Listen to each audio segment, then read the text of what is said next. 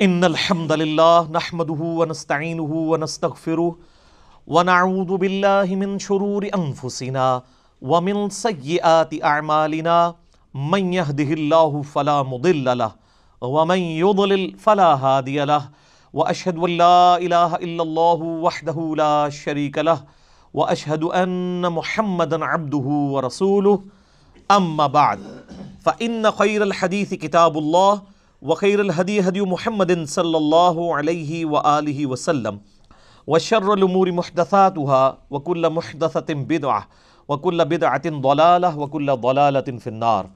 اعوذ باللہ السمیع العلیم من الشیطان الرجیم من ہمزہ ونفخہ ونفثہ بسم اللہ الرحمن الرحیم رب اشرح لی صدری ویسر لی امری واحلل عقدۃ من لسانی یفقہوا قولی۔ بسم اللہ الرحمن الرحیم ان اللہ وملائکتہ یصلون علی النبی یا ایہا الذین آمنوا صلوا علیہ وسلموا تسلیما۔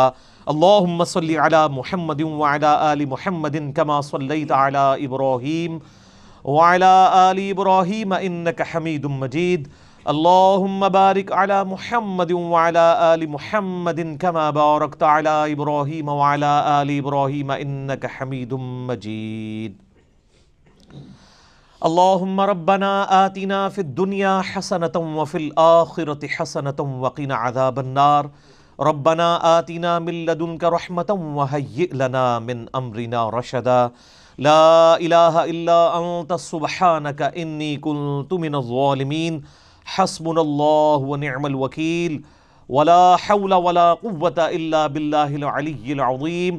یا حی یا قیوم برحمتک استغیث۔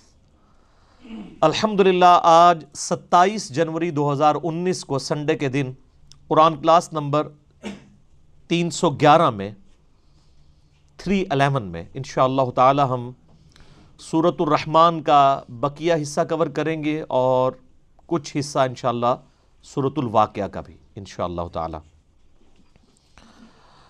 پچھلی دفعہ 21 آیات ہماری کور ہوئی تھی اور سورۃ الرحمن کے حوالے سے جتنی ٹیکنیکل ڈسکشن ہے وہ میں پچھلی دفعہ کر چکا ہوں۔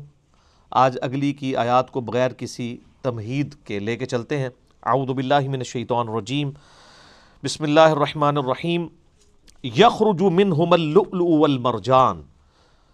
پچھلی دفعہ ذکر ہوا تھا کہ اللہ تعالیٰ نے سمندروں کو ملایا ہے اور ان کے درمیان ایک ان سین بیریئر، ایک آڑ رکھ دی ہے، اور میں نے بتایا تھا کہ آپ یوٹیوب کے اوپر جا کے اگر لکھیں الاسکا ایک جگہ ہے امریکہ میں، وہاں پہ پیسیفک اوشن اور اٹلانٹک یعنی بحر اوقیانوس اور بحر الکاہل یہ آپس میں ملتے ہیں، اور ایک کا پانی جو ہے وہ بلو کلر کا ہے اور ایک کا گدلے کلر کا ہے، مسٹرڈ کا تقریباً کلر کا، لیکن وہ آپس میں میچ نہیں کرتے، ایک دوسرے کے اندر داخل نہیں ہوتے، بلکہ الگ الگ دور تک ان کی لکیر کئی کلومیٹرز تک نظر آتی ہے۔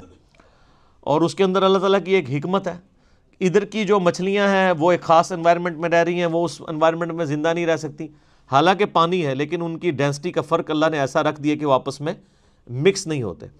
تو اسی کانٹیکسٹ میں اگلی آیات آ رہی ہیں کہ ان سمندروں میں سے موتی اور مرجان یعنی یہ قیمتی پتھر بھی انہی کے اندر سے نکلتے ہیں۔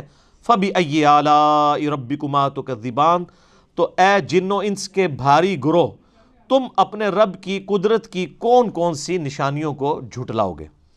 اس آیت کے اوپر میں نے پچھلی دفعہ بھی ڈسکشن کی تھی کہ یہ عموماً ترجمہ ہمارے جو علماء ہیں انہوں نے کیا ہے کہ تم اپنے رب کی کون کون سی نعمتوں کو جھٹلاؤ گے، یہ ترجمہ غلط ہے۔ اس کا ترجمہ صرف مولانا مودودی رحمہ اللہ تعالیٰ نے صحیح کیا، انہوں نے یعنی کانٹیکسٹ کے ساتھ سرکمسٹانسز کے مطابق جو آیات تھیں اس کے اعتبار سے ہر دفعہ اس کا ترجمہ ڈیفرنٹ کیا۔ اگر تو اللہ کی نعمت کا ذکر ہو رہا ہے تو نعمت کا انہوں نے ذکر کر دیا، اگر اللہ تعالیٰ کی کوئی فزیکل فنومین آف نیچر قانون قدرت تذکیر بھی آلاء اللہ قدرت کی بڑی بڑی نشانیاں تو وہاں قدرت کا ذکر کیا، اگر اللہ تعالیٰ کے غضب کا ذکر ہوا ہے تو اس اعتبار سے اس کا ترجمہ کیا۔ وَلَهُ الْجَوَارِ الْمُنْشَآتُ فِي الْبَحْرِ كَالْأَعْلَامِ، اور اسی کے زیر فرمان ہے وہ جہاز، بحری جہاز جو سمندروں میں پہاڑوں کی مانند بلند نظر آتے ہیں۔ یعنی پرانے وقتوں میں آپ اگر آج بھی ہالی ووڈ کی جو پرانے سٹائل کی رومن امپائر کی فلمیں انہوں نے بنائی ہوئی ہیں نا، اس میں آپ دیکھیں تو وہ بڑی بڑی کشتیاں بادبان والی، جن کے بڑے بڑے بادبان ہیں جو کہ ہوا کے زور کے اوپر چلتی ہیں، تو وہ دور سے دیکھنے سے پہاڑوں کے مانند نظر آتی ہیں اس زمانے میں بھی۔ اب تو خیر بحری جہاز خود ہی پہاڑ جتنے بڑے ہیں، اتنے بڑے بڑے، تو اللہ تعالیٰ ان کو اپنی طرف منسوب کر رہا ہے کہ یہ میرے ہیں، اس لیے کہ اللہ تعالیٰ نے کریشن ایکس نہیلو کی، اس کا جتنا بھی مٹیریل ہے وہ انسان نے ڈیولپ ضرور کیا ہے، پیدا نہیں کیا۔ کریشن ایکس نہیلو تو ہو ہی نہیں سکتی، عدم محض سے وجود وہ صرف اللہ بخشتا ہے۔ ہم تو جو قدرت کی دی ہوئی مادی چیزیں ہیں ان کو یوٹیلائز کر کے بوئنگ 747 یا ٹائٹینک بحری جہاز بنا لیتے ہیں، اس اعتبار سے یہ ساری چیزیں اللہ کی ہیں۔ اور دوسرا اس اعتبار سے کہ جتنے فزیکل فینومین آف نیچر ہیں، قانون قدرت ہیں، جن کو سائنٹسٹ تو کہتے ہیں سائنٹیفک یا فزیکل لاز ہیں، وہ خدائی قوانین ہیں۔ سائنس تو صرف ڈسکور کرتی ہے، یعنی یہ گریویٹیشنل فورس جو ہے یہ سائنس نے ڈسکور کی ہے، یہ سائنٹیفک فینومینا نہیں ہے، فینومینا تو یہ قدرت کا ہے، اور قدرت سے مراد یعنی اگر ہم بات کریں تو یعنی خدا کی قدرت۔ تو یہ جہاز اللہ اپنی طرف منسوب کر رہا ہے کہ ایک تو کریشن کا میٹیریل اللہ کی طرف سے ہے، دوسرا ان کا سمندروں پہ چلنا یہ خدا کی وجہ سے ہے، کیونکہ اللہ تعالیٰ نے سمندروں میں پانی کے اندر ایک قوت اچھال رکھی ہے جسے فورس آف بوائنسی کہا جاتا ہے انگلش میں۔ وہ بچپن میں آپ نے ارشمیدس پرنسپل بھی پڑھا ہوگا کہ ارشمیدس نے یہ پہلی دفعہ یہ چیز دریافت کی تھی، اور یہ ارشمیدس جو ہے اس کا زمانہ حضرت عیسیٰ علیہ السلام سے بھی پہلے کا ہے۔ فورس آف بوائنسی اس نے دریافت کی تھی کہ جو بھی فلوٹنگ باڈی ہے اس کے اوپر جو پانی ہے اتنی ہی فورس کے ساتھ اوپر کی طرف عمل کرتا ہے، جتنا اس کا ویٹ ہوتا ہے وہ ویٹ جو اس کا جو والیوم ہے جتنا پانی کے ویٹ کو ڈسپلیس کرتا ہے۔ یعنی اگر ایک بحری جہاز ہے یا کوئی بھی جو ہے وہ تیرنے والی چیز ہے، اس کو جب پانی میں رکھا جاتا ہے تو کچھ حصہ اس کا پانی میں ڈوبتا ہے اور باقی باہر رہتا ہے۔ مکمل ڈوب جائے تو وہ ڈوب گئی نا، وہ تو ظاہر فورس آف بوائنسی سے بڑھ جاتی ہے اس کی اپنی جو ویٹ ہے۔ جو فلوٹنگ باڈیز ہیں ان کا جتنا حصہ پانی میں ڈوبا ہوتا ہے تو پانی میں ڈوبنے کی وجہ سے اتنے ایریے سے پانی جو ہے وہ ڈسپلیس ہو جاتا ہے۔ بحری جہاز جتنا ڈوبا ہوگا اتنے حصے میں پانی تو نہیں ہوگا، بحری جہاز کا وہ حصہ ہوگا، تو وہ جتنا پانی وہ ڈسپلیس کرتا ہے نا، اس پانی کو اگر تولا جائے تو اس پانی کا جتنا وزن بنتا ہے نا، اس وزن کے برابر پانی فورس سے اوپر کی طرف فلوٹنگ باڈی کو دھکیلتا ہے۔ اگر وہ فورس اس بحری جہاز کے وزن سے زیادہ ہے تو بحری جہاز تیرے گا، اگر وہ فورس جو ہے وہ اس سے کم ہے تو ڈوب جائے گا۔ اس لیے آپ دیکھیں سوئی ڈوب جاتی ہے اور ہزاروں ٹن بحری جہاز جو ہے وہ تیرتا ہے، کیونکہ اس کا والیوم اتنا ہوتا ہے کہ وہ پانی اتنا ڈسپلیس کرتا ہے کہ اتنا ہی اب سوئی کا تو والیوم بڑا تھوڑا سا ہوتا ہے نا، والیوم کی نسبت اس کا ویٹ زیادہ ہوتا ہے سوئی کا۔ اسی سوئی کو اگر آپ چپٹا کر کے ایک چھوٹی سی باریک سی پلیٹ بنا دیں سٹیل کی تو وہ تیر جائے گی، کیونکہ اس کا والیوم بڑھ جائے گا۔ تو یہ ہے ارشمیدس پرنسپل۔ تو یہ خدائی قوانین ہیں جن کی وجہ سے یہ آپ کو بحری جہاز بھی سمندروں پہ چلتے نظر آ رہے ہیں، اس لیے اللہ کہہ رہا ہے یہ میرے ہیں۔ فَبِأَيِّ آلَاءِ رَبِّكُمَا تُكَذِّبَانِ، تو اے جن و انس کے دو بھاری گروہ ہو، تم اپنے رب کی کون کون سی قدرت کی نشانیوں کو جھٹلاؤ گے۔ کل من علیہا فان، ہر اس کو فنا ہے، ہر اس نے ختم ہو جانا ہے جو اس زمین پہ ایگزسٹ کرتا ہے۔ اس کائنات کے اندر جو ایگزسٹنس ہے وہ بھی، اور اس زمین کے اوپر جتنے لوگ آباد ہیں، چاہے وہ جتنی بھی اسپیشیز ہیں، ایک نہ ایک دن سب کو موت آنی ہے، اور باقی کس نے رہنا ہے؟ وَيَبْقَى وَجْهُ رَبِّكَ ذُو الْجَلَالِ وَالْإِكْرَامِ، اور باقی رہے گی تیرے رب کی ذات جو بڑی عظمت اور احسان کرنے والی ہے، اکرام کرنے والی ہے۔ ویسے لفظی تو ترجمہ ہے تیرے رب کا چہرہ باقی رہے گا، لیکن ظاہر ہے کہ اس پہ ہم تعویل کرتے ہیں کہ چہرے سے مراد اللہ تعالیٰ کی ذات ہے۔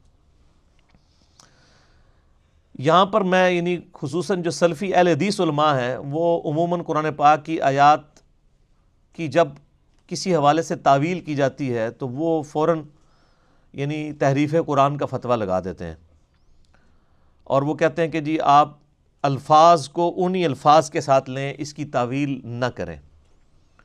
اس موقع پر ان کو بھی تعویل کرنی پڑتی ہے۔ یہاں ترجمہ تو یہ بنتا ہے کہ تمہارے رب کا چہرہ رہے گا، باقی سب کچھ ختم ہو جائے گا۔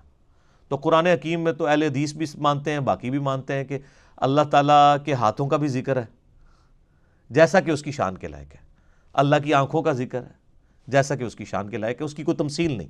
لیس کمثلہ شیء وہو السمیع البصیر، یہاں پہ آپ اہل حدیث کا ترجمہ بھی اٹھائیں گے نا تو انہوں نے اس کی تعویل کی ہوگی کہ تمہارے رب کی ذات کو باقی رہنا ہے. تو ہم کہتے ہیں جناب آپ نے چہرے کو ذات کیوں بنا دیا؟ وہ کہتے ہیں یہ پاسبل نہیں ہے، تعویل تو کرنی پڑے گی. جب دوسرے لوگ اس طرح کی آیات کی تعویل کرتے ہیں تو اس کو اسماء و صفات کا مسئلہ بنا دیتے ہیں. مثلا مولانا مودودی رحمہ اللہ تعالیٰ نے وسع کرسیہ السماوات والارض کی تفسیر کرتے ہوئے تفہیم القرآن میں لکھا کہ یہاں کرسی سے مراد اللہ تعالیٰ کی بادشاہت ہے، اور عین ممکن ہے کہ کوئی فزیکل کرسی بھی ایگزسٹ کرتی ہو، جبکہ اہل حدیث کا موقف یہ ہے کہ نہیں، آپ کو فزیکل کرسی ماننی ہوگی. اگر آپ یہ کرسی سے مراد اللہ کی بادشاہت لیتے ہیں تو یہ آپ قرآن کی تعریف کر رہے ہیں، کیونکہ قرآن میں تو لفظ کرسی کا ہے. یہاں پہ وہ یہ نہیں دیکھتے کہ یہاں پہ چہرے کا لفظ ہے. اے گلاں مولویاں نو انجینئر صاحب ہی کر سکتے ہیں. تو انہوں نہیں سمجھ آتی کہ مولویوں نے کیڑی گیم پائی ہوئی ہے. مولویوں نے جو کچھ قرآن کے ساتھ کھلواڑ کیا ہے نا، ان کی اس کھلواڑ کو صرف وہ بندہ پکڑ سکتا ہے جس کا کمپیریٹیو نالج ہو. اس لیے میں دیکھیں آیات جہاں جہاں آتی ہیں نا، جس بندے نے ڈنڈی ماری ہے نا، تو میں پھر ڈنڈا میں بھی اٹھا لیتا ہوں علمی کہ بھئی ہوں ڈنڈی سوٹ اپنی، میرا ڈنڈا آئی نہیں تھے.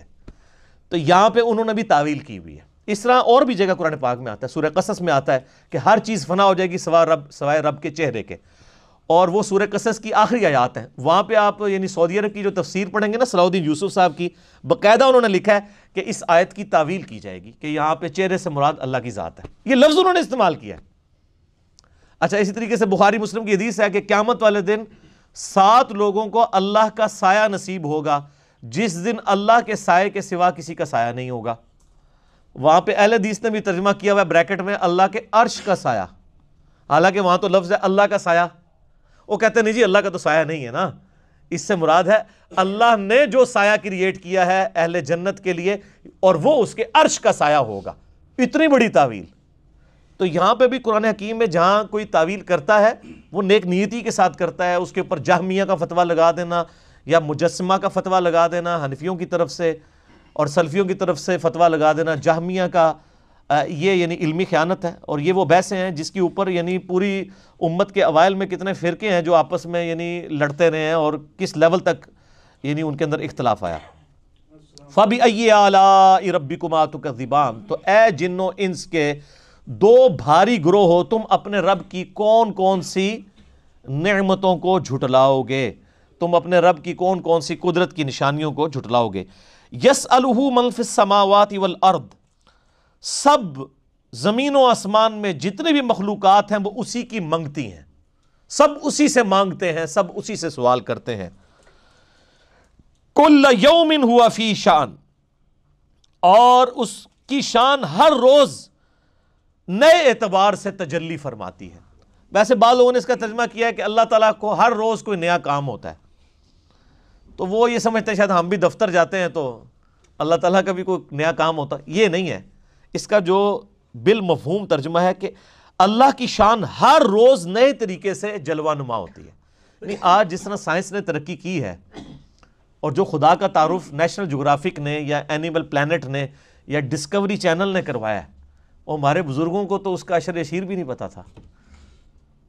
میں ابھی پرسوں اینیمل پلانٹ پہ پروگرام دیکھ رہا تھا ایک عقاب کے بارے میں، تو وہ اس کو ایک بہت بڑی ہڈی ملتی ہے نا، تو اب وہ اس ہڈی کو توڑ تو سکتا نہیں، اس کی چونچ ہے، اتنی مضبوط ہڈی ہے.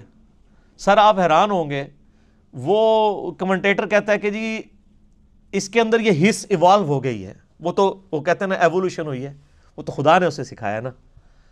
وہ جناب 30 دفعہ اس ہڈی کو اٹھاتا ہے، اتنی بڑی ہڈی دونوں پنجوں میں، اور زمین سے تقریباً 1.5 کلومیٹر اوپر کی ہائٹ پہ جاتا ہے اور کوئی سخت چٹان دیکھ کے اس کے اوپر گراتا ہے اس کو، اور یہ عمل وہ 30 دفعہ ریپیٹ کرتا ہے. اور بار بار یعنی 30 دفعہ آپ وہ تھوڑا تو مار نہیں سکتا، ظاہر ہے اس کو اس کے ہاتھ تو نہیں ہے، تو وہ indirect Newton's 3rd law of motion کر رہا ہے، عمل کا رد عمل. 30 دفعہ وہ ہڈی گراتا ہے، وہ 30 دفعہ گر گر کے اتنی کھوکھلی ہو جاتی ہے کہ الٹیمیٹلی وہ ٹوٹ جاتی ہے. پھر وہ ٹوٹتی ہے تو وہ کھاتا ہے. یہ اس کو کس نے سکھایا ہے؟ اللہ نے. یہ ہمارے کسی بزرگ کو، کسی صحابی کو، کسی تابعی کو یہ چیزیں ابزرو نہیں ہوئی ہیں. اگر انہوں نے کی بھی ہوں گی تو ایک دفعہ گورے تو جناب ایک ایک ہفتہ کیمرہ لگا کے بیٹھے رہتے ہیں نا، یہ چیزیں تو گوروں نے دریافت کرنی تھی نا. اور اس طرح کی قدرت کی کئی نشانیاں، یعنی اس میں تو میں فی البدی گھنٹوں بول سکتا ہوں کہ اللہ تعالیٰ نے مخلوقات کے اندر کیا کیا چیزیں رکھی ہیں، اور وہ سب اللہ کی قدرت کی نشانی ہیں جو وقت کے ساتھ ساتھ ایکسپلور ہو رہی ہیں. یہ اللہ تعالیٰ کی نئی نئی شانیں. آپ کو پتہ ہے اس وقت ڈیپ اوشن کے اندر ایسی مخلوقات دریافت ہوئی ہیں جو آج سے 20-25 سال پہلے تک بھی دنیا کو پتہ ہی نہیں تھا کہ یہ مخلوقات ایگزسٹ کرتی ہیں. دیکھنا تو بڑی دور کی بات. اور وہ مخلوقات وہ ہیں جو کبھی سمندر کے اوپر نہیں آئی ہیں، وہ نیچے ہی اندھیرے میں رہتی ہیں، انہوں نے سورج کبھی نہیں دیکھا. اور آپ حیران ہوں گے کہ ان کے اندر جو سسٹم ہے نا، یعنی اپنے آپ کو نیچے رکھنے کا، ورنہ تو کوئی بھی چیز فلوٹ کر کے الٹیمیٹلی اوپر تو آ جاتی ہے، وہ اپنے آپ کو نیچے جو رکھتی ہے تو کوئی ٹیکنالوجی چاہیے نا. آپ نے یہ جو آپ دوزیں ہوتی ہیں یہ نیچے کیسے رہتی ہیں؟ اس کے اندر پانی بھرا جاتا ہے باقاعدہ، پھر وہ وزنی ہو جاتی ہے، وہی فورس آف بوائنسی سے بڑھ جاتا ہے ان کا اپنا ویٹ، تو وہ نیچے بیٹھ جاتی ہیں. پھر اوپر لانے کے لیے اس پانی کو باہر نکالنے کے لیے خاص قسم کے انجن ہوتے ہیں. ٹھیک ہے، آپ حیران ہوں گے، آپ یوٹیوب کے اوپر جا کے دیکھیں جو اس وقت ماڈرن جیٹ انجن آپ دوزوں میں استعمال ہو رہے ہیں نا، سیم اسی ڈیزائن کی چیزیں ایگزیکٹ اسی شکل و صورت کی ان مچھلیوں کے اندر ہے. سیم اسی کا ان کا جو ہے وہ ڈیفیوژن سسٹم ہے. اب آپ لوگ تو چونکہ انجینئرنگ کی فیلڈ کے نہیں ہیں تو اس لیے آپ کو سمجھانا مشکل ہوگا. تو وہ سیم وہی سسٹم، ڈیزائن تک وہی ہے. یعنی اگر انسان آپ دوست بنانے سے پہلے زمین کے یعنی اس طے تک پہنچنے میں کامیاب ہو جاتا تو اس کو ڈیزائن بنانے کے لیے اتنی محنت نہ کرنی پڑتی. اور وہ جناب ہزاروں سال کیا لاکھوں سال سے سمندروں میں ایگزسٹ کر رہی ہیں مخلوقات اللہ تعالیٰ کی. تو سر یہ آپ ڈسکوری چینل دیکھیں گے تو آپ کو پتہ چلے گا کل یوم ہوا فی شان، ہر دن وہ نئی شان کے ساتھ، اس کی شانیں تو ہیں، وہ ہمارے سامنے نئی شانوں کے ساتھ ایکسپوز ہوتا ہے. اور ابھی بھی کئی شانیں ہیں جو اس کی مرنے کے بعد جنت میں پہنچ کے ہمارے سامنے آئیں گی، اس کا تو کوئی احاطہ نہیں کر سکتا. فَبِأَيِّ آلَاءِ رَبِّكُمَا تُكَذِّبَانِ، تو اے جن و انس کے گروہ اپنے رب کی کون کون سی نعمتوں کو جھٹلاؤ گے. سَنَفْرُغُ لَكُمْ أَيُّهَا الثَّقَلَانِ، ان قریب اے دو بھاری گروہ یعنی جن اور انس ہم تمہاری طرف متوجہ ہوں گے. یہاں پہ یعنی اب وہ ذکر آ رہا ہے جو میں کہہ رہا تھا نا فَبِأَيِّ آلَاء میں جو تثنیہ کا صیغہ آیا ہے کہ تم دو گروہ، تم دو گروہ، تم دو گروہ. وہ دو گروہ کون سے ہیں؟ جانور ہیں، انسان ہیں، فرشتے ہیں، جنات ہیں، کون ہیں؟ اب وہ یہاں پہ ٹروتھ ریویل ہونے لگا ہے سورہ الرحمن کے اس پورشن میں کہ وہ دو بھاری گروہ ہیں جن کو اللہ تعالیٰ نے سوچنے سمجھنے کی صلاحیت بھی دی اور حق اور باطل کا مادہ بھی ان کے اندر رکھا. اپنی ول سے وہ اپنے رب کو چوائس کریں. وہ دو ہی مخلوقات ہیں، جن اور انسان. فرشتوں میں صرف حق کا مادہ ہے، ان کے اندر صرف نیک اعمال کرنے کا مادہ اللہ نے رکھا ہے، برائی کا وہ سوچ بھی نہیں سکتے، کرنا تو دور کی بات. یہ دو با اختیار مخلوقات ہیں. وما خلقت الجن والانس الا لیعبدون. تو ہم عنقریب تمہاری طرف متوجہ ہوتے ہیں، یعنی اپنی گفتگو کا روئے سخن تمہاری طرف کرتے ہیں. فَبِأَيِّ آلَاءِ رَبِّكُمَا تُكَذِّبَانِ، تو تم دونوں گروہ اپنے رب کی کون کون سی قدرت کی نشانیوں کو، نعمتوں کو جھٹلاؤ گے. یا معشر الجن والانس، اے جن و انس کے بھاری گروہ ہو، بڑی جماعت ہو. ان استطاعتم ان تنفذوا من اقطار السماوات والارض، اگر تم میں طاقت ہے نا کہ تم نکل سکتے ہو زمین و آسمان کی باؤنڈری سے. فانفذوا، تو نکل کے بتاؤ، بھاگو. اگر تم اتنی طاقت رکھتے ہو کہ اس کائنات سے بھاگ کے کہیں اور جا سکتے ہو، یعنی خدا کی قدرت سے نکلنے کی کوئی کوشش کر سکتے ہو نا، جہاں بھی جاؤ گے اس کی بادشاہت ہی ہوگی. لا تنفذون الا بسلطان، تم جہاں کہیں بھی جاؤ گے تو وہ اسی کی بادشاہت ہوگی. اس آیت کا مختلف انداز سے مختلف لوگوں نے ترجمہ کیا ہے، مفہوم بیان کیا ہے. بعض لوگوں نے ترجمہ کیا کہ تم قوت کے بغیر تو نکل نہیں سکو گے. اس سے انہوں نے میزائل پروگرام اور راکٹس کو ثابت کیا. سر راکٹس بھی آپ کو کائنات سے باہر تو نہیں لے کے جا سکتے نا. اصل اس کا ترجمہ یہ ہے لا تنفذون الا بسلطان، تم نکل کر کہیں بھی چلے جاؤ اسی کی سلطانیت، اسی کی بادشاہت ہوگی. تم جہاں مرضی چلے جاؤ. ہم تو پہلے آسمان تک نہیں پہنچ سکے. آپ کو پتا ہے کہ سب سے قریب ترین گلیکسی جو ہے نا زمین کے، وہ 9 ارب نوری سال کے برابر ہے، دور ہے. 9 ارب جو ہے لائٹ ایئرز، اور سر ایک لائٹ ایئر یہ ہوتا ہے کہ روشنی جو ہے نا وہ 1 سال تک سفر کرتی رہے نا تو جتنا فاصلہ طے کرے گی وہ 1 لائٹ ایئر ہے. 9 ارب سال تک روشنی سفر کرتی رہے. اور روشنی جو ہے گھوڑے کی رفتار سے یا بوئنگ کی رفتار سے یا ایئر بس کی رفتار سے نہیں چلتی. روشنی کی رفتار اتنی ہے کہ روشنی 1 سیکنڈ میں زمین کے 2.5 چکر لگا سکتی ہے. 7 چکر 40,000 کلومیٹر سرکمفرنس ہے، یعنی 300 kilometre per second, 3 lakh kilometre per second, 1,86,000 میل فی سیکنڈ. 3 لاکھ کلومیٹر روشنی 1 سیکنڈ میں طے کرتی ہے. 3 لاکھ کلومیٹر یعنی زمین تو مکی جائے گی سیکنڈ وچ ہی. زمین کے 7 چکر 1 سیکنڈ میں لگا سکتی ہے، پوری زمین کے. اتنی تیز رفتاری سے چلنے والی چیز 9 ارب سال تک چلتی رہے تو وہ پہلی گلیکسی تک پہنچے گی.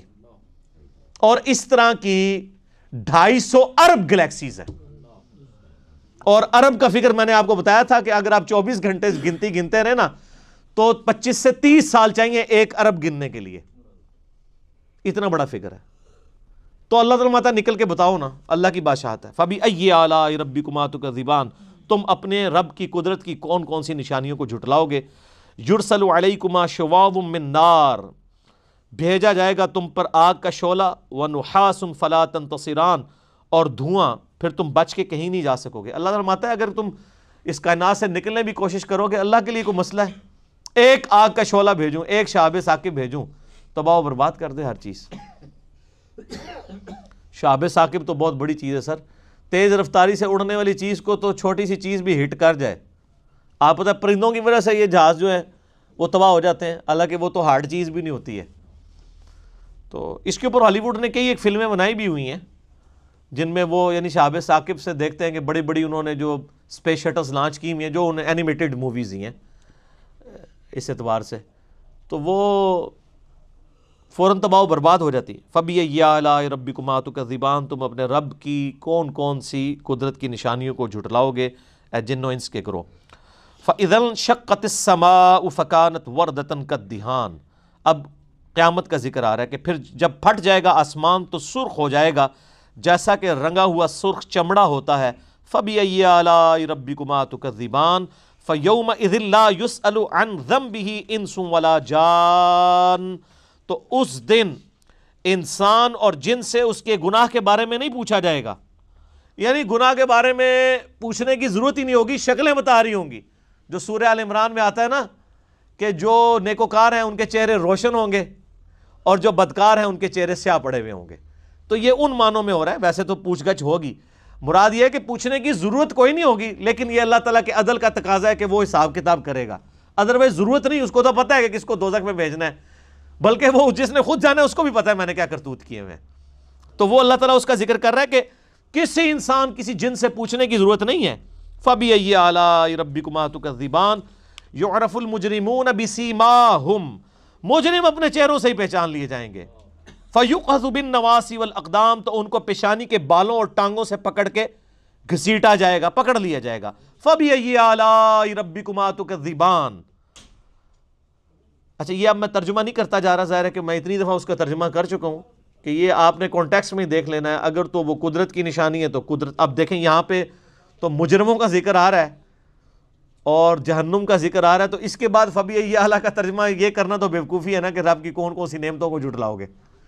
یعنی دوزخ تو رب کی نعمت نہیں ہے، وہ تو اللہ کے غضب کا مقام ہے. تو یہاں پہ مراد ہوگا کہ اللہ تعالیٰ کی قدرت کی، یعنی اللہ تعالیٰ پکڑنے پر قادر ہے. وہ چاہے تو اس دنیا میں بھی پکڑ سکتا ہے لیکن وہ ڈھیل دیتا ہے تاکہ لوگ اللہ کی طرف رجوع کریں. هَذِهِ جَهَنَّمُ الَّتِي يُكَذِّبُ بِهَا الْمُجْرِمُونَ، یہ ہے وہ جہنم جسے تم دنیا میں جھٹلایا کرتے تھے. يَطُوفُونَ بَيْنَهَا وَبَيْنَ حَمِيمٍ آن، وہ گردش کرتے رہیں گے جہنم اور گرم کھولتے ہوئے پانی کے درمیان جو بہت گرم ہوگا. یعنی گرم پانی، وہاں پہ پیاس لگے گی، پہلے تو بھوک لگے گی تو کڑواہٹ والا ان کو زقوم کا درخت کھلایا جائے گا. اس کے بعد سخت پیاس لگے گی اتنی سخت کہ وہ پانی کو اوائڈ نہیں کر سکیں گے، لیکن پانی ہوگا اتنا زیادہ گرم کہ وہ چہرے کے قریب لے کے جائیں گے. تو قرآن پاک میں کئی جگہ یہ آیات آئی ہیں کہ ان کے چہرے کی کھال لٹک جائے گی، ان کی انتڑیاں جو ہے وہ جل جائیں گی۔ اللہم اجرنا من النار، اللہم اجرنا من النار، اللہم اجرنا من النار۔ فَبِأَيِّ آلَاءِ رَبِّكُمَا تُكَذِّبَانِ، تو تم اپنے رب کی ان غضب کی بڑی بڑی نشانیاں ان کو کیسے جھٹلا سکتے ہو اے جنو انس کے گروہ۔ یہاں پہ یہ ترجمہ ہوگا، نعمت ترجمہ نہیں ہوگا، ٹھیک ہوگا۔ وَلِمَنْ خَافَ مَقَامَ رَبِّهِ جَنَّتَانِ، اب سائملٹینیس کنٹراسٹ آ رہا ہے۔ اور جو ڈرتا ہے اپنے رب کے حضور پیشی سے کہ اسے مر کے اکاؤنٹیبل ہونا ہے اللہ کی بارگاہ میں، اس کے لیے تو دو جنتیں ہیں۔ فَبِأَيِّ آلَاءِ رَبِّكُمَا تُكَذِّبَانِ ذَوَاتَا أَفْنَانٍ، دونوں باغ پھلدار ٹہنیوں والے ہوں گے۔ افنان کہتے ہیں عربی زبان میں جو یعنی ٹہنیوں کو۔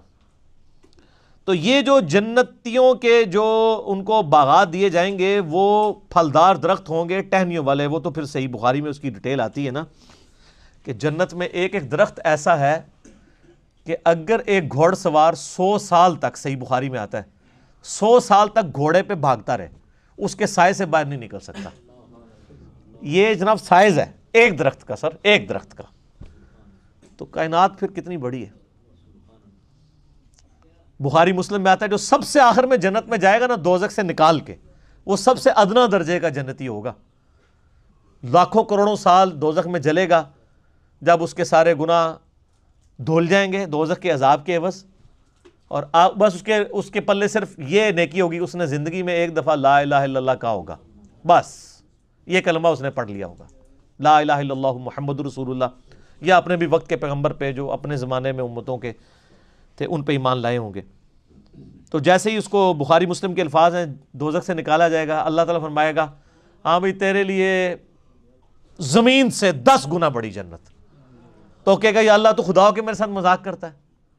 تو بخاری مسلم کے الفاظ ہیں کہ اللہ تعالیٰ اپنی شان کے لائق مسکرائے گا اس کی بات کے اوپر۔ اللہ فرمائے گا مذاق نہیں کر رہا، حقیقت بات ہے کہ جو یہ روئے ارض ہے، یہ جو میریکل پلانٹ ارتھ ہے، اس سے 10 گنا بڑی جنت ہے اس شخص کے لیے جو سب سے آخری درجے کا جنتی ہے۔ اور سر جو شروع میں چلے جائیں گے ان کی جنتوں کا کون اندازہ لگا سکتا ہے۔ بخاری مسلم کے الفاظ ہیں کہ جنت میں ایک درجے والا اپنے سے اوپر والے درجے کو یوں دیکھے گا جیسے تم ستارے دیکھتے ہو، اور وہ فرق ایک نیکی کا ہوگا، ایک نیکی کا، اور یہ درجوں کا فرق۔ یہ تو سر اب ہمیں جب سائنٹسٹ بتا رہے ہیں نا گلیکسیز کی تعداد، اور بتا رہے ہیں جی 2.5 ارب گلیکسیز ہیں اور ہر گلیکسی میں 300 ارب سے زیادہ سورج اور اس کے ساتھ زمینیں ہیں، تو یہ اللہ نے پورا انتظام کیا ہوا سر۔ اس وقت بھی جتنی کائنات ڈسکور ہو چکی ہے نا، اگر یہی جنتیوں میں بانٹ دی جائے نا تو یہ بھی اس سے بڑی ہے۔ اللہ نے تو کیا کچھ پیدا کر دیا۔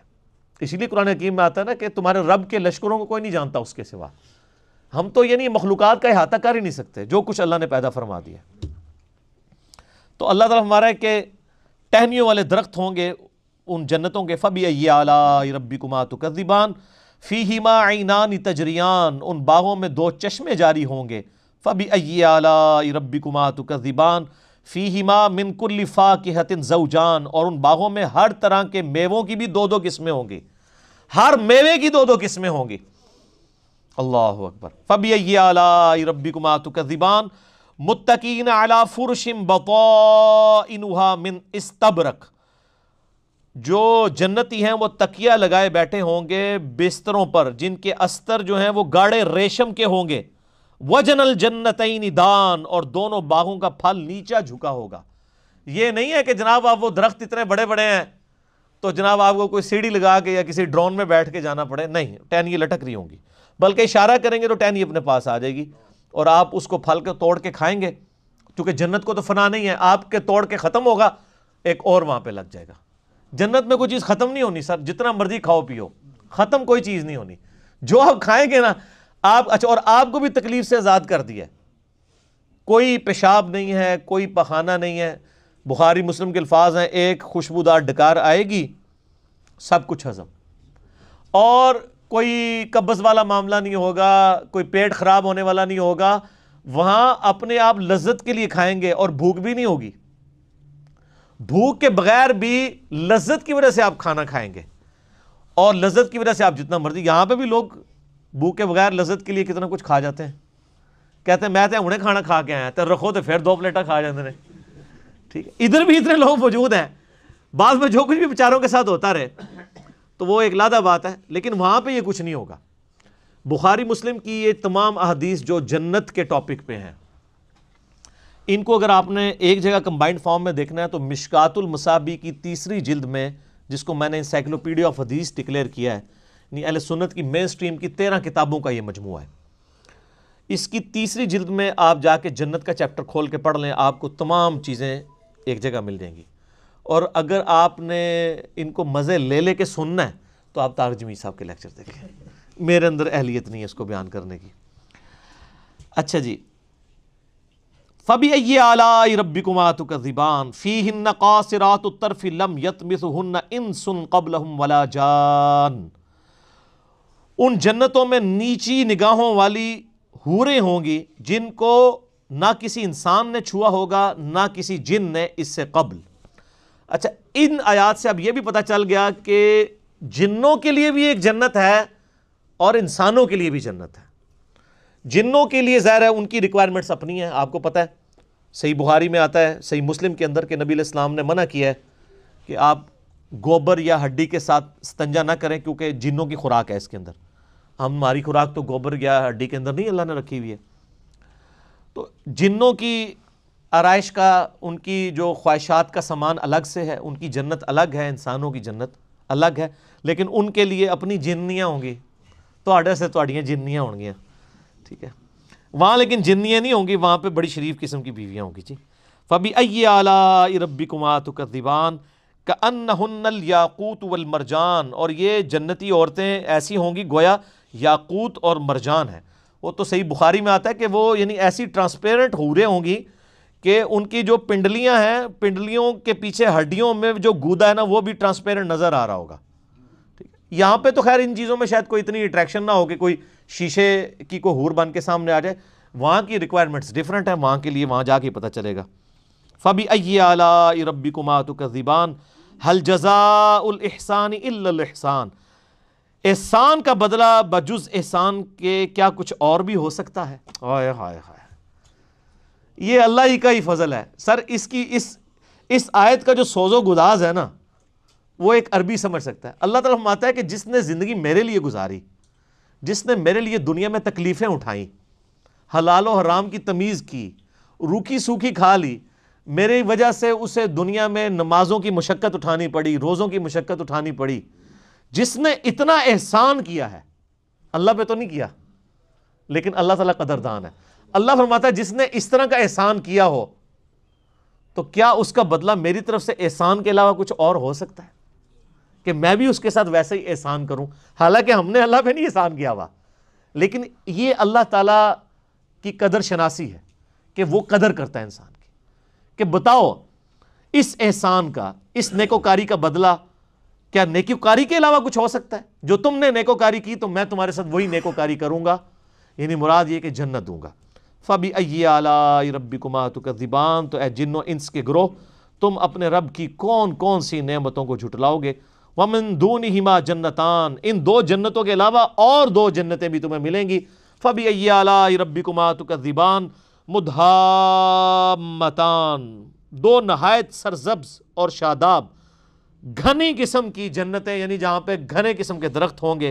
فَبِأَيِّ آلَاءِ رَبِّكُمَا تُكَذِّبَانِ فِيهِمَا عَيْنَانِ نَضَّاخَتَانِ. ان میں 2 چشمے ہوں گے جوش سے ابل رہے ہوں گے. وہ تو بخاری مسلم میں پھر ڈیٹیلز آتی ہیں نا کہ شہد کی نہریں الگ سے، دودھ کی الگ سے، شراب کی الگ سے، نہ ختم ہونے والی اور نہ خراب ہونے والی. یہاں تو جناب خالص دودھ نہیں ملتا، وہاں دودھ کی نہریں ہیں.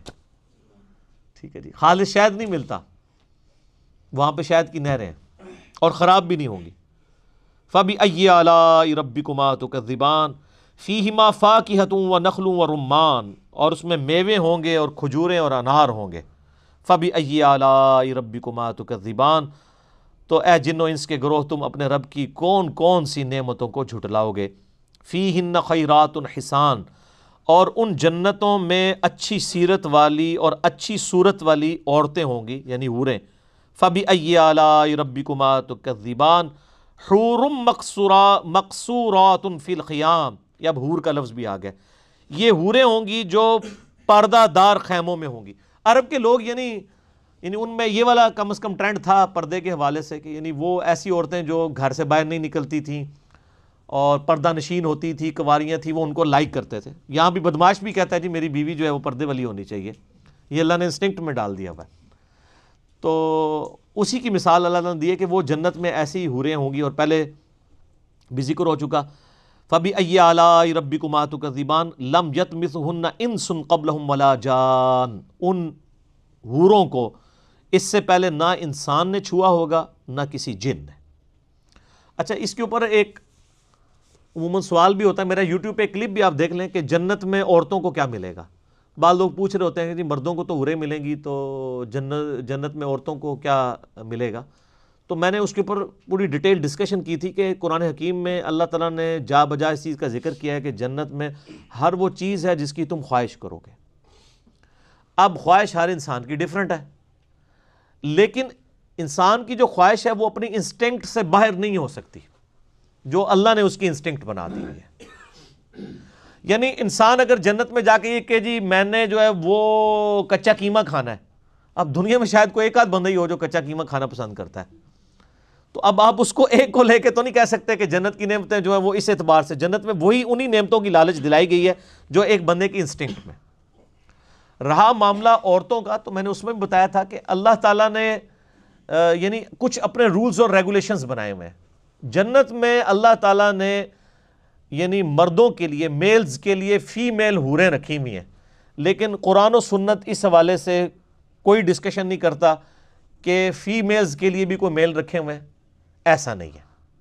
اگر کسی فیمیل کو میل کی حاجت ہوگی تو پھر وہ خواہش کر کے اللہ تعالیٰ اس کو میل بنا دے گا. یعنی اگر کوئی عورت کہتی ہے تو اللہ تعالیٰ اس کو مرد بنا دے گا اور اس کو پھر حوریں دے دے گا. لیکن جو اللہ کے رولز ریگولیشن ہے وہ اپنی جگہ موجود ہے. اور پھر یہ تو ہمارا سوچنے کا انداز ہے. اللہ تعالیٰ کسی جنتی عورت کو اس کے مرد کے ساتھ ہی سیٹسفائی کر لے اور اس کو وہ خواہش ہی نہ رہے. ہر بندے کا پیشن ڈیفرنٹ ہوتا ہے نا. کچھ ضرور کامن پیشنز ہوتے ہیں، لیکن جب انسان ایک خاص لیول پہ پہنچتا ہے پھر انسان کے لیے کچھ خاص پیشن اس سے بڑھ کے ہو جاتے ہیں. تو یہ تمام چیزیں جنت میں جا کے ڈیسائیڈ ہوں گی. یہاں آپ کسی کے لیے ڈیسائیڈ نہیں کر سکتے. یہاں کے سرکمفرنسز ڈیفرنٹ ہیں، یہاں کے حالات و واقعات ڈیفرنٹ ہیں، یہاں سوچنے کا انداز ڈیفرنٹ ہے. یہاں پہ ایک بندہ جس کو 2 وقت کی روٹی نہیں مل رہی ہے وہ تو کہے گا جی مجھے تو جو ہے وہ چکن باربیکیو کوئی کھلا دے اس سے بڑی کوئی نعمت نہیں ہے. اور جو روزانہ باربیکیو کو کھاتا ہے وہ کہے گا یار کہیں سے وہ بلے ہوئے چاول اور جو ہے وہ مسر کی دال مل جائے اوپر اچار رکھ کے تو کیا ہی بات ہے. ہر بندے کا ڈیفرنٹ ہے نا. تو یہ جنت میں جا کے اللہ ڈیسائیڈ کرے گا کسی بندے کے لیے کیا چیز یعنی وہ جو اس کو پسند ہے اس اعتبار سے اس کو دے دی جائے گی. لہٰذا اس کے اوپر زیادہ بحثیں نہیں کرنی چاہیے. اور پھر یہ غامدی صاحب نے بھی وہ ایک نیا شوشہ چھوڑ دیا کہ جی وہ جنت میں یہی والی بیویاں ملیں گی آپ کو. لوگ پھر مایوس ہو گئے، انہوں نے کہا پھر ہی ٹھیک ہے. وہ کہتے ہیں نہیں یہ ہوں گی لیکن ذرا تھوڑی سی ٹھیک ہو گئی یہ ہوں گی. تو یہ اپنی جگہ اور جو جنت کی نعمتیں ہیں وہ اپنی جگہ. ان کی بات آدھی درست ہے کہ جو دنیا میں عورتیں ہیں ان کا حسن جنت کی عورتوں اور حوروں کے حسن سے بڑھ کے ہوگا، کیونکہ یہ تو ان کے لیے جنت بنائی گئی ہے نا. جنتی جو مرد ہیں ان کو جنت کی حوروں سے زیادہ دنیا کی وہ عورتیں جو جنت میں پہنچی ہوں گی جو اللہ ان کو حسن دے گا نا اس میں زیادہ ان کو اٹریکشن فیل ہوگی، کیونکہ وہ تو جنتی عورتیں ہیں نا. ٹھیک ہے. تو اس لیے جو ہے وہ ان کے لیے اپنے خاوندوں میں ہوگی. اور اگر کسی کا خاوند دوزخ میں ہوگا یا کافر ہوگا یا جنت میں پہنچنے میں کامیاب نہیں ہوگا تو اللہ تعالیٰ اس کو کسی اور مرد کے ساتھ اٹیچ کر لے گا. یہ آپ کو ادھر میں نہیں میرج بیورو کھولنے کی ضرورت نہیں ہے کہ کیا ہوگا. یہاں پہ بھی لوگوں نے یعنی وہ عجیب قسم کی وہ روایتیں وہ طارق جمیل صاحب بھی ایک لیکچر میں بیان کر رہے تھے اور اکثر وائزین بھی وہ جی جنت میں حضرت مریم جو ہے وہ نبی علیہ السلام کی بیوی بن جائیں گی، حضرت آسیہ نبی علیہ السلام کی بیوی. یہ کہاں لکھا ہوا ہے میرے بھائی؟ کیوں لوگوں کو آپ یہ کہانیاں بتاتے ہیں؟ یہ اللہ کے معاملات ہیں، یہ وہاں جا کے پتہ چلیں گے. آپ یہاں بیٹھ کے اپنی بیویوں کی فکر کریں. نبی صلی اللہ علیہ وسلم تو جنت میں پہنچے ہوئے ہیں، ٹھیک ہے، ان کے لیے تو جنتی نعمتیں ہیں. آپ اپنی فکر کریں کہ آپ کے ساتھ کیا بن رہا ہے. ہمیں اپنی فکر کرنی چاہیے۔ فَبِأَيِّ آلَاءِ رَبِّكُمَا تُكَذِّبَانِ، پس تم اپنے رب کی قدرت کی اور نعمت کی کون کون سی نعمتیں ہیں جن کو تم جھٹلاؤ گے۔ متقین علی رفرف خضر وعبقری حسان، اور جو جنتی ہیں وہ تکیہ لگائے بیٹھے ہوں گے سبز مسندوں پر جو نفیس اور خوبصورت ہوں گے۔ یہ دیکھ لیں آپ، اللہ تعالیٰ کو گرین کلر بڑا پسند ہے۔ اس صورت میں کتنی جگہ گرین کلر کا ذکر آیا ہے، دنیا میں بھی اللہ نے گرینری کے اندر کیا اٹریکشن رکھتی ہے، سبحان اللہ۔ فَبِأَيِّ آلَاءِ رَبِّكُمَا تُكَذِّبَانِ، تو اے جن و انس کے گروہ، تم اپنے رب کی کون کون سی نعمتوں کو جھٹلاؤ گے۔ اس لیے میں کہتا ہوں گرین پگڑی پہننا بھی جائز ہے، اور میں نے پہن کے بھی بتائی ہے، اس پہ بھی میرا ایک کلپ چڑھا ہوا ہے۔ تو چونکہ اب کاپی رائٹس ختم ہو گئے ہیں، پہلے کاپی رائٹس تھے، اس کے خاص جماعت کی نشانی تھی، جب انہوں نے اب اپنی نشانی ختم کر لی تو پھر میں نے بھی گرین پگڑی باندھی کہ اب اس کے کاپی رائٹس ختم ہو چکے ہیں۔ تبارک اسم ربک ذی الجلال والاکرام، اے نبی صلی اللہ علیہ وآلہ وسلم، بڑا بابرکت ہے آپ کے رب کا نام، بڑی عظمت والا، اور وہ ہے احسان فرمانے والا۔ اس کے اوپر یہ صورت کنکلوڈ ہوئی ہے، سورۃ الرحمن۔ قرآن حکیم کی یعنی ایک سمجھ لیں عربی لنگوسٹک کے پوائنٹ آف ویو سے بہترین صورت۔ اس پوری صورت کے اندر آپ دیکھ لیں صرف عقیدہ توحید اور عقیدہ آخرت کا ذکر ہے، پوری اس صورت کے اندر کہیں پر پروفٹس کا ذکر نہیں ہے۔ اور اس سے اگلی صورت بھی چونکہ اس کا جوڑا ہے، سورۃ الواقعہ، اس میں بھی آپ کو ڈومیننٹ یہی چیزیں ملیں گی، لیکن وہ صورت یعنی اپنے مضامین کے اعتبار سے اس سے زیادہ ورسٹائل ہے، اس سے زیادہ کھول کے چیزیں اللہ تعالیٰ نے بیان کی ہیں۔ یہ سورۃ الرحمن تو ذرا مشہور زیادہ ہو گئی ہے نا، وہ فَبِأَيِّ آلَاء کی وجہ سے، ادروائز قرآن حکیم میں جو سورۃ الواقعہ ہے نا، اس کے لیول کی کوئی اور صورت نہیں ہے۔ وہ جب آپ پڑھیں گے تو آپ کو اندازہ ہوگا انشاءاللہ تعالیٰ۔ اللہ کا نام لے کے شروع کرتے ہیں، ابھی ہمارے یعنی تقریباً 20 منٹ باقی ہیں۔ سورۃ الواقعہ بھی مکی صورت ہے، اور ظاہر ہے کہ اس میں بھی عقیدہ توحید اور آخرت کے اوپر ایمفسائز ہے، اور کیا اللہ تعالیٰ نے اپنی نعمتیں اس کے اندر گنوائی ہیں، کس کس انداز سے، حتیٰ کہ اس کی کافی ساری آیات میں نے جو ایک لیکچر دیا تھا رچرڈ ڈاکنز کے رد میں، جو اس کی کتاب ہے The God Delusion, who created God, میرا ایک لیکچر ہے مسئلہ 83B، اللہ کو کس نے پیدا کیا اور جدید شیطانی وسوسوں کا تحقیقی جائزہ۔ اس میں نے سورۃ الواقعہ کی کافی ساری آیات جو فزیکل فینومینا آف نیچر سے تعلق رکھتی ہیں، جو اللہ نے اپنی قدرت کی نشانیاں گنوائی ہیں، تو وہ میں نے ڈسکس کی تھیں۔ آج وہ آیات آ بھی جائیں گی انشاءاللہ تعالی۔ بسم اللہ الرحمن الرحیم۔ اذا وقعت الواقعہ، جب برپا ہو جائے گی وہ برپا ہونے والی، یعنی قیامت، یعنی وہ بڑا واقعہ، یہ واقعہ لفظ اردو میں بھی استعمال ہوتا ہے، جب وہ بڑا واقعہ ہو جائے گا، اور اسی واقعے کی خبر دینے کے لیے سارے پیغمبر آئے، ساری کتابیں نازل ہوئیں۔ لیس لوقعتھا کاذبہ، جب وہ واقعہ ہو جائے گا وہ واقعہ، تو پھر کوئی جھٹلا نہیں سکے گا اس کو، پھر سب کو پتہ چل جائے گا کہ یہ ہے سچائی، اور ہم جو دنیا میں زندگی گزار آئے وہ تو ایک ایلوژن تھی، اصل زندگی تو آخرت کی تھی۔ خافضۃ الرافعہ، اور وہ واقعہ ایسا ہوگا کہ کئی لوگوں کو پست کر دے گا، کئی لوگوں کو اونچا کر دے گا، یعنی قیامت کے دن کچھ لوگ پستی میں چلے جائیں گے اور کچھ جنت کی اعلیٰ درجے کی نعمتوں میں ہوں گے۔ اللہ تعالیٰ ہمیں جنت میں بلا حساب و کتاب داخلہ نصیب فرمائے، اور اللہ تعالیٰ اپنے غضب کے مقام جہنم سے ہمیں محفوظ فرمائے، آمین۔ اذا رجت الارض رجا، جب زمین تھر تھر کانپنے لگے گی، وبست الجبال بسا، اور پہاڑ ریزہ ریزہ ہو جائیں گے۔ ظاہر ہے جب پوری گریویٹیشنل فورس ہی ڈسٹرب ہو جائے گی تو پہاڑ بھی ٹوٹ پھوٹ کر ریزہ ہو جائیں گے۔ فکانت ہباء منبثا، پھر غبار بن کر بکھر جائیں گے، یعنی اتنے بڑے بڑے پہاڑ جو کتنے طاقتور ہیں، اس کی طاقت کا آپ نے اندازہ دیکھ لیں کہ ایٹم بم بھی جب آپ نے ان کا تجربہ کرنا ہوتا ہے تو پہاڑوں کے اندر کرتے ہیں۔ پہاڑ اتنے بڑے ہیں، آپ چاگی کے پہاڑ وہ اپنی جگہ پہ قائم ہے، اس کے اندر تجربہ ہوا ہے، وہ پہاڑ ختم نہیں ہو گیا، اتنے طاقتور ہیں۔ ابھی بھی جو نیوکلیئر ایسڈز ہیں امریکہ کے، آپ نیشنل جغرافک پہ انہوں نے باقاعدہ پورا پروگرام دکھایا ہے، تو وہ انہوں نے پہاڑوں کی تہوں کے اندر، وہ جو چٹیل پہاڑ ہیں پتھروں والے، ان کی تہوں کے اندر بنائے ہوئے ہیں کہ اس کے اوپر اگر کوئی ایٹم بم بھی گرا دے تو ان کے نیوکلیئر ایسڈ ڈسٹرب نہیں ہو سکتے، وہ اتنے مضبوط پہاڑ ہیں۔ اور اللہ تعالیٰ فرما رہے ہیں کہ یہ بکھر جائیں گے گرد بن کے۔ وَكُنْتُمْ أَزْوَاجًا ثَلَاثًا، اور اے انسانوں تم 3 گروہوں میں بٹ جاؤ گے۔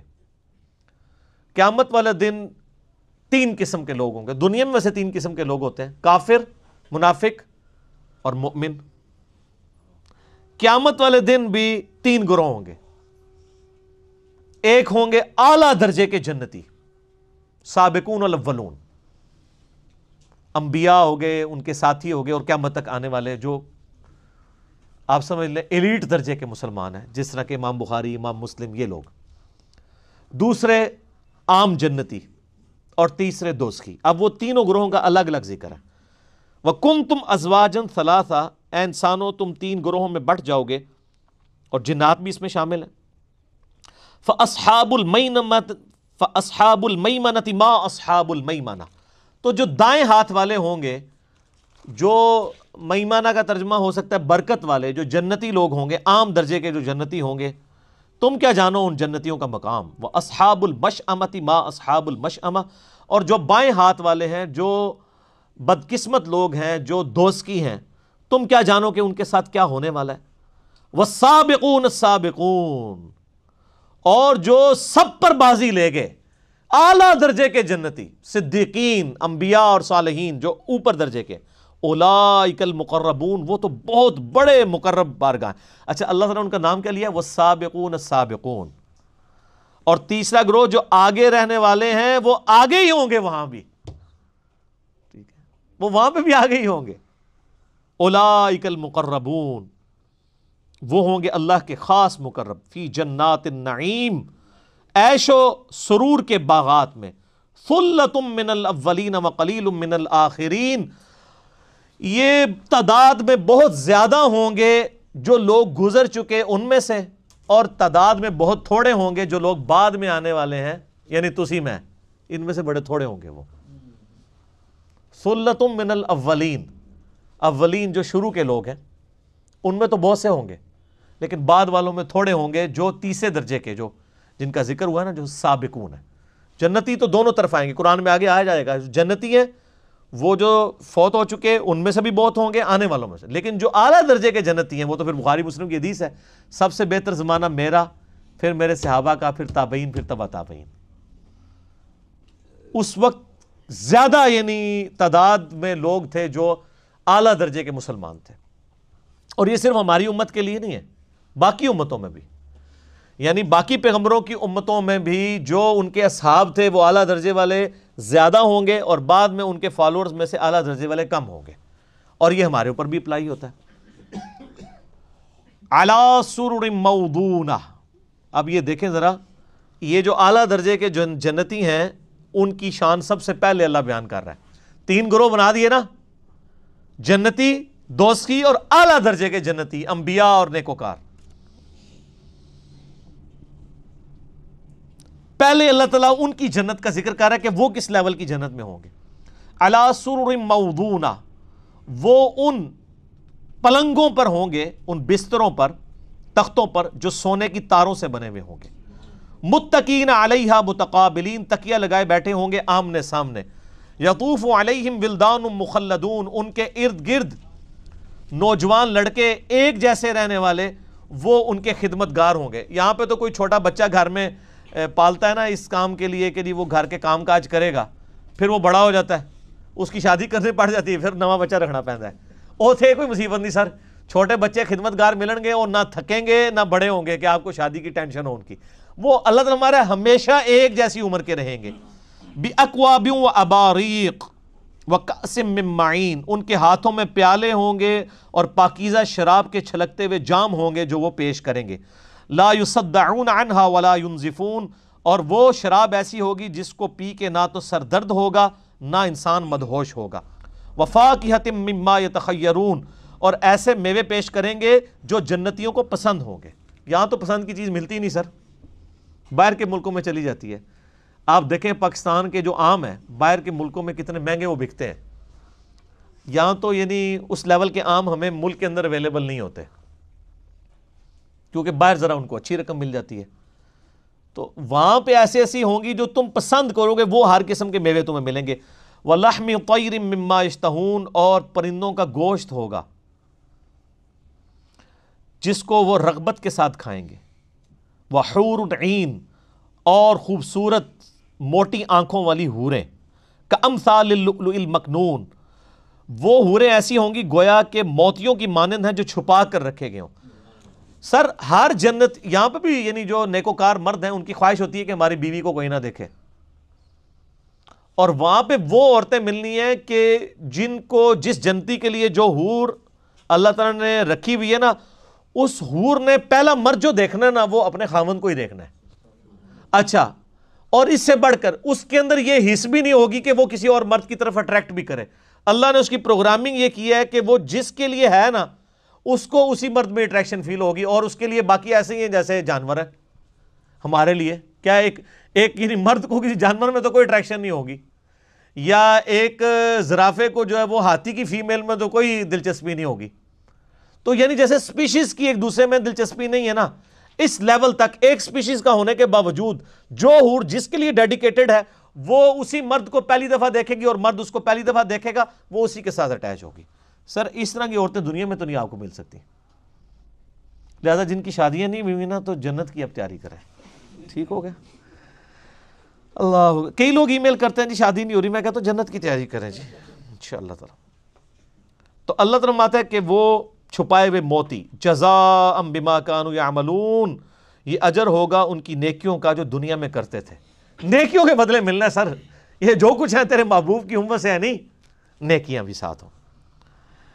لا يسمعون فیہا لغوا ولا تأثیما، وہ جنت میں نہ تو کوئی لغو بات سنیں گے اور نہ کوئی گناہ والی بات. بڑی پوائنٹ کی بات ہے. گناہ والی بات تو کوئی ہوگی نہیں، کیونکہ جنت میں تو ہر چیز حلال ہی ہے. وہاں تو سونے کے کنگن بھی حلال ہے، وہاں تو شراب بھی حلال ہے، وہاں تو ریشم بھی حلال ہے، اور کوئی کوفت والی بات بھی نہیں ہوگی. دنیا میں بعض کا کچھ باتیں ٹھیک بھی ہوتی ہیں لیکن انسان کو خواہ کوفت ہو جاتی ہے. جنت میں وہ کوفت بھی نہیں، ذہنی ٹینشن بھی نہیں ہوگی.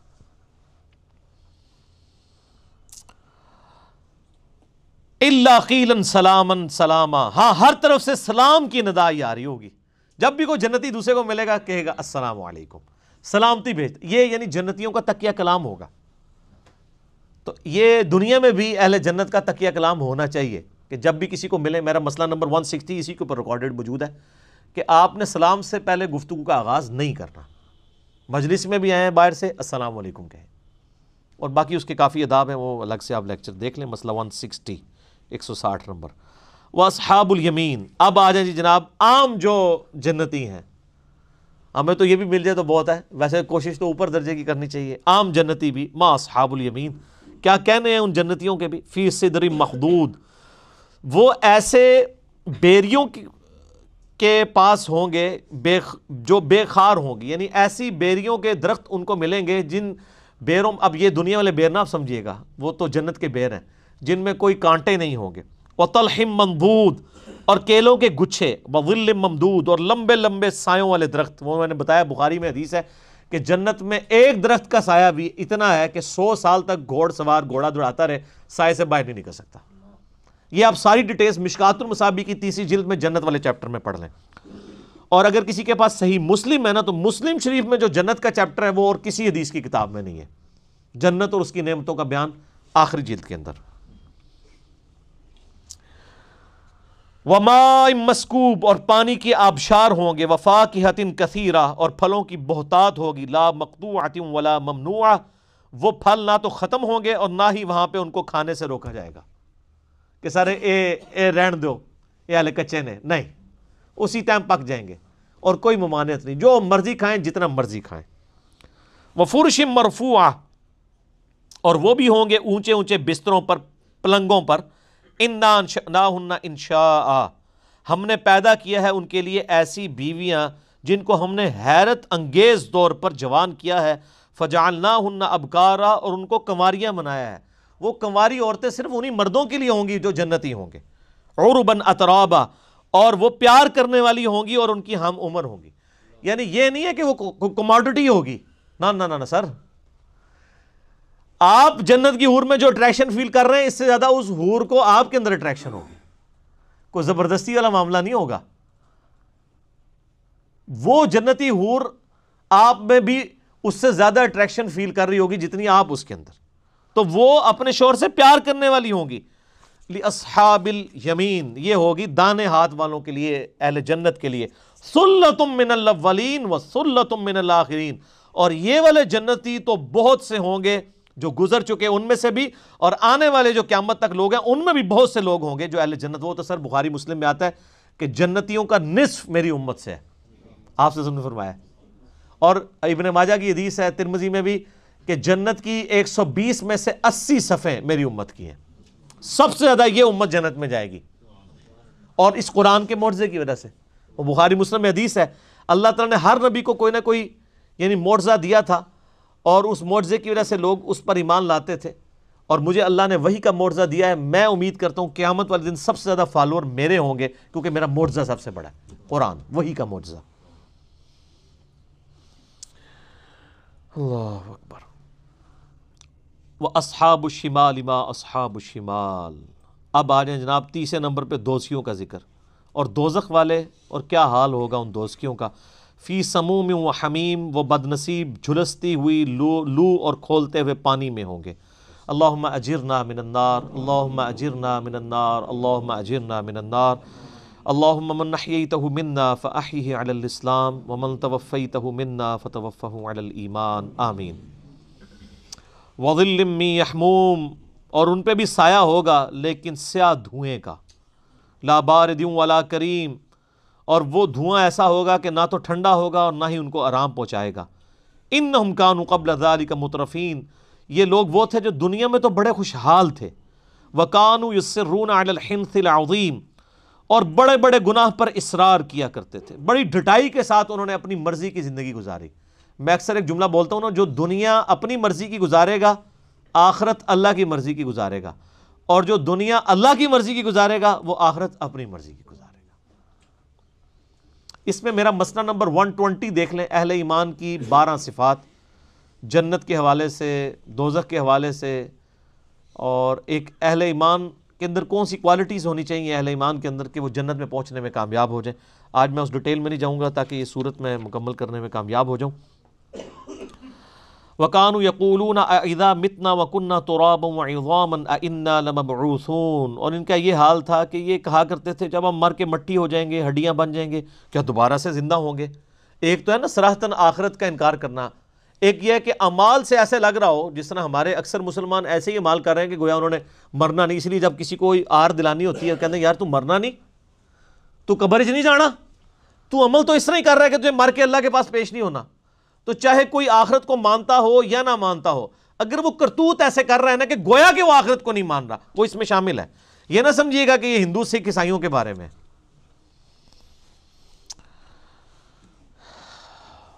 وَكَانُوا يَقُولُونَ أَإِذَا مِتْنَا وَكُنَّا تُرَابًا وَعِظَامًا أَإِنَّا لَمَبْعُوثُونَ أَوَآبَاؤُنَا الْأَوَّلُونَ، کیا ہمارے باپ دادا کو بھی زندہ کیا جائے گا. قُلْ إِنَّ الْأَوَّلِينَ وَالْآخِرِينَ، فرما دیجئے بے شک تمہارے اگلے اور پچھلے سب کے سب لوگ زندہ کیے جائیں گے. لَمَجْمُوعُونَ، سب کو جمع کیا جائے گا قیامت کے دن. إِلَى مِيقَاتِ يَوْمٍ مَّعْلُومٍ، اس مقررہ وقت پر جس کا علم اللہ کے ساتھ خاص ہے. ثم انکم ایھا الضالون المکذبون، پھر اے گمراہو، اے جھٹلانے والو، لآکلون من شجر من زقوم، تمہیں حکمن کھلایا جائے گا اس زقوم کے کڑوے درخت سے. فمالیون منھا البطون، پس تم بھرو گے مجبوراً اپنے پیٹوں کو بھوک کی وجہ سے، اور اس کے بعد پیاس لگے گی. فشاربون علیہ من الحمیم، تو تمہیں کھولتا ہوا پانی دیا جائے گا. اچھا اب انسان کو پتا تو ہوگا یہ گرم پانی ہے، یہ تو پیتے ہی میں جل جاؤں گا، لیکن پیاس کا غلبہ اتنا ہوگا کہ مجبوراً وہ گرم بھی پیے گا، اور اس کی کھال چہرے کی لٹک کے قرآن پاک میں ہی آتا ہے برتن میں گر جائے گی، آنتڑیاں جل جائیں گی. والعیاذ باللہ، اللہم اجرنا من النار، آمین. فشاربون شرب الہیم، اور تم ایسے پیو گے جیسے پیاس کا مارا ہوا اونٹ پیتا ہے. آپ کو پتہ ہے اونٹ 1 مہینے تک بغیر پانی پیے زندہ رہ سکتا ہے، وہ پانی سٹور کر لیتا ہے. تو لوگ پرانے زمانے میں ریگستان کا سفر کرتے تھے نا، اونٹ جیسا تو سر کوئی جانور ہی نہیں ہے، یہ ایک یونیک جانور اللہ نے بنایا ہے جو 1 مہینے تک چلتا ہے بغیر پانی کے. اونٹ کے علاوہ کسی جانور پہ آپ ریگستان میں سفر نہیں کر سکتے، وہ پانی سٹور کر لیتا ہے. پھر جب وہ یعنی ظاہرہ ریگستان تو آپ کو اس زمانے میں جب سفر کرتے تھے تو پانی تو بڑی دیر کے بعد آتا تھا. تو پھر جب وہ پیاسا اونٹ 1 مہینے کا پیاسا اونٹ جیسے پانی پیتا ہے، تو اللہ نے وہ مثال بیان کی ہے. یہ تو سر جس کو اونٹ کا پتہ ہے اور جو عرب کے لوگ ہیں وہ سمجھ سکتے ہیں کہ یہ اس طرح وہ مجبوراً گرم پانی پیئیں گے دوست کی. ھذا نزلھم یوم الدین، یہ ان کی مہمان نوازی ہوگی قیامت کے دن. یہ اللہ تعالیٰ تنزن بات کر رہا ہے، ٹونٹ کے طور پہ. اللہ اکبر. نحن خلقناکم فلولا تصدقون، اے انسان غور کر، ہم نے تجھے پیدا کیا تھا تو تو قیامت کا منکر ہو گیا؟ افرائیتم ما تمنون، سر یہ اب وہ دلائل ہیں جو میں نے ہو کریٹڈ گاڈ والے لیکچر میں کور کیے تھے، اللہ کی قدرت کی نشانیاں جو اس انداز میں آئی ہیں، جو پورے قرآن میں ایسے نہیں آئی۔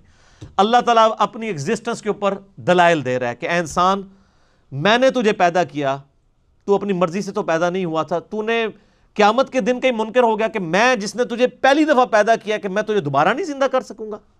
تو اب سن، نحن خلقناکم فلولا تصدقون، ہم نے تجھے پیدا کیا تھا اور تو قیامت کا منکر ہو گیا، تصدیق کیوں نہیں کرتا قیامت کے دن کی؟ افرائیتم ما تمنون، بتاؤ جو تم منی کا قطرہ ٹپکاتے ہو، اانتم تخلقونہ ام نحن الخالقون، اس قطرے کو انسان بنا کر ہم پیدا کرتے ہیں یا تم پیدا کرتے ہو؟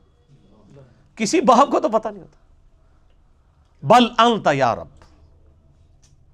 بلکہ اے رب تو ہی کرتا ہے۔ نحن قدرنا بینکم الموت وما نحن بمسبوقین، ہم نے ہی مقرر کی ہے تمہارے درمیان موت اور ہم عاجز نہیں ہیں کہ تمہاری جگہ کسی اور کو لے آئیں، علی ان نبدل امثالکم، تمہاری مثل۔ یعنی اللہ تعالیٰ فرماتا ہے، اس کی کئی ایک تشریحات کی گئی ہیں، میں آسان فہم سمجھا دیتا ہوں کہ اللہ تعالیٰ فرماتا ہے کہ ہم حائل ہیں، موت کو ہم نے جو ہے وہ تمہارے درمیان ایک وقفہ بنا دیا، یعنی ایک تم نے دنیا کی زندگی گزاری، اس کے بعد ایک موت کا وقفہ اور پھر آخرت کی زندگی، یہ ہم ہی سب کچھ لے کے چل رہے ہیں۔ اللہ کانسٹنٹ ہے، ہم بدل رہے ہیں، ہماری سوچ، ہماری روح نہیں بدلی لیکن ہمارا جسم بدل رہا ہے۔ تو اللہ تعالیٰ ہمارا جو اس کے اوپر قادر ہے وہ یہ بھی کر سکتا ہے تمہاری نافرمانیوں کے سبب تمہیں تباہ و برباد کر کے کوئی نئی مخلوق آباد کر دے۔ اگر اس کا مقصد یہی ہو کہ زبردستی تمہیں جو ہے وہ تباہ کرنا ہے تو اس کے لیے کوئی مسئلہ تو نہیں ہے۔ اور یہ بھی یاد رکھیے گا، انسان کا شعور تو اسی طریقے سے پیرلل میں ساتھ چلتا ہے۔ یعنی ہم جب اپنی بچپن کی بات کرتے ہیں کہ جی میں بچپن میں فلاں جگہ گیا، جب آپ بچپن میں کوئی کام کر رہے تھے کیا آپ کی شکل، چہرہ، جسم یہی تھا؟ وہ تو ہر لمحے نئے خلیے پیدا ہو رہے ہیں۔ بچپن کچھ اور تھا، جوانی اور بڑھاپا، اور آپ تصویریں سامنے رکھ کے دیکھیں تو آپ کو پتہ چل جاتا ہے کہ جی کیا سے کیا انسان بن جاتا ہے۔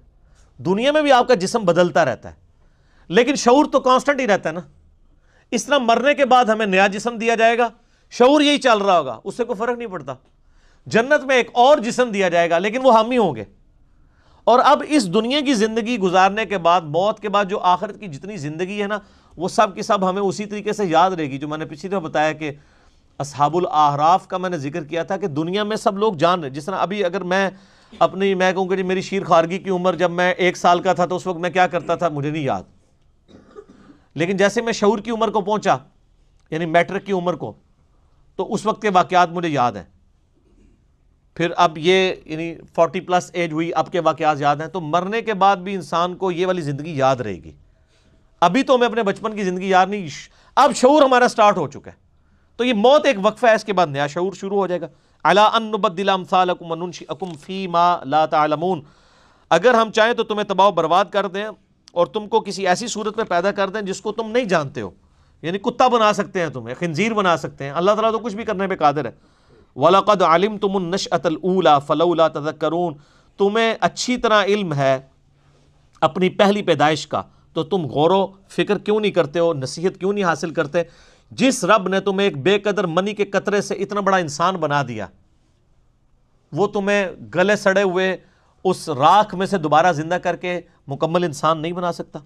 افرائیتم ما تحرثون، بھلا تم نے کبھی غور کیا کہ جو تم کھیتی بوتے ہو، انتم تزرعونہ ام نحن الزارعون، کیا اس دانے کو اگا کے تم بڑا کرتے ہو یا ہم کرتے ہیں؟ ہائے ہائے ہائے، سر ہمیں تو پتہ ہی نہیں ہے، کسان تو بکھیر کے چلا جاتا ہے اور وہ ایسے اوپر سے ہی وہ پھینک رہے ہوتے ہیں بیج، اگر ایک ایک بیج کو اندر کرنا پڑ جائے تو لگ پتہ جائے، ایک بے قدر بیج جو ہے وہ 6 ارب گنا بڑا درخت بن جاتا ہے۔ اللہ تعالیٰ فرماتا ہے کون نکال رہا ہے اسے؟ لَوْ نَشَاءُ لَجَعَلْنَاهُ حُطَامًا فَظَلْتُمْ تَفَكَّهُونَ، اگر ہم چاہیں تو ساری کھیتی کو چورا چورا ہی بنا دیں اور تم کفے افسوس ہی کرتے رہو، یعنی تم بو کے گئے ہو، پانی بھی ڈالا ہے، کچھ نکلے ہی نہ، گارے سارے کا سارا چورا ہی اس میں سے نکلے، تم کیا کر سکتے ہو؟ خدا کا کچھ بگاڑ سکتے ہو؟ اِنَّا لَمُغْرَمُونَ، اور پھر تم کو ہائے ہم تو قرضوں کے بوجھ تلے دب گئے، یعنی اتنی محنت کی تھی آؤٹ پٹ زیرو، بل نحن محرومون، بلکہ ہم تو بڑے بد نصیب رہ گئے۔ افرائیتم الماء الذی تشربون، کیا تم نے غور کیا یہ جو پانی تم پیتے ہو، اانتم انزلتموہ من المزن ام نحن المنزلون، کیا تم نے اسے بادلوں سے اتارا ہے یا ہم اتارنے والے ہیں؟ سر صرف پانی ختم ہو جائے نا تو دنیا سے ساری زندگی ختم ہو جائے، اور کچھ ختم کرنے کی ضرورت ہی نہیں۔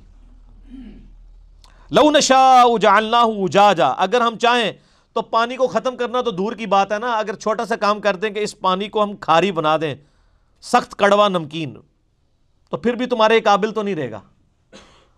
سمندر کا پانی آپ پی نہیں سکتے، عام بندوں کو نہیں پتا، ادھر نا سمندر میں جو کشتیوں میں بیچارے تو وہ کئی پیاس سے ہی مر جاتے ہیں، تو لوگ مجھے اگلے دن بچہ ہی پوچھا تھا کہ بابا پانی کیوں نہیں سمندر کا پی لیتے؟ میں نے کہا سمندر کا پانی پی کے تو موت واقع ہو جاتی ہے،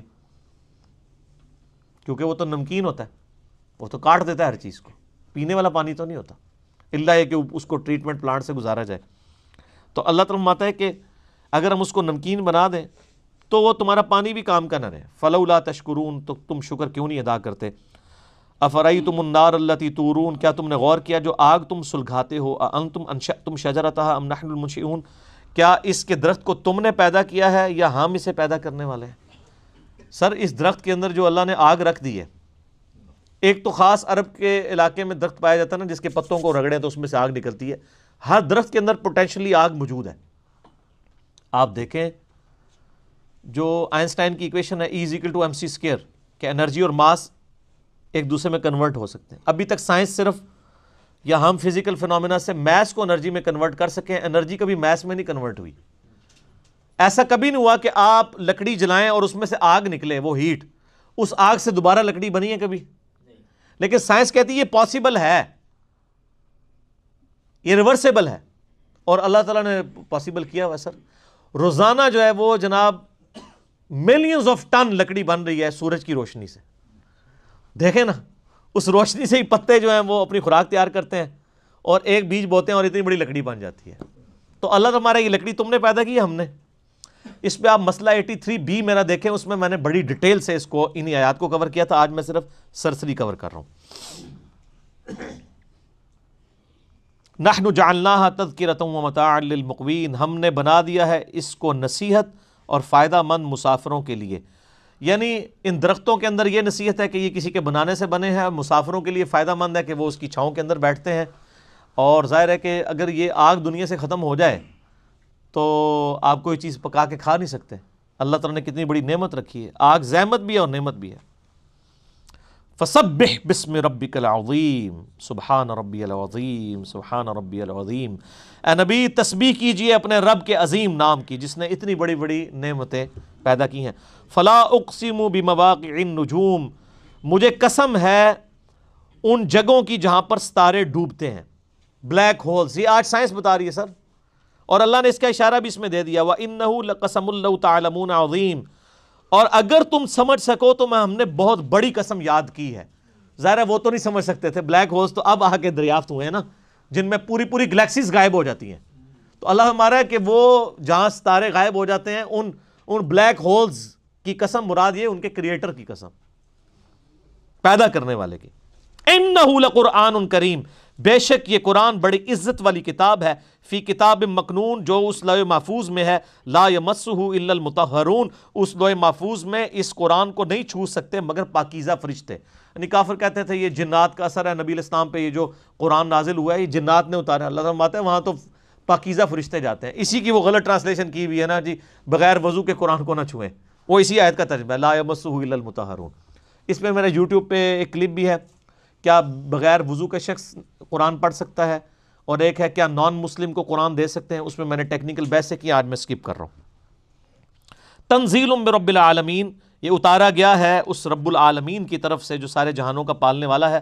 آفا بہذا الحدیث انتم مدہنون، کیا تم اس قرآن کے بارے میں کوتاہی کرتے ہو، وتجعلون رزقکم انکم تکذبون، اور اس کی بے پایاں برکتوں سے تم نے اپنا یہی نصیب لیا ہے کہ تم قرآن کو جھٹلاتے ہو۔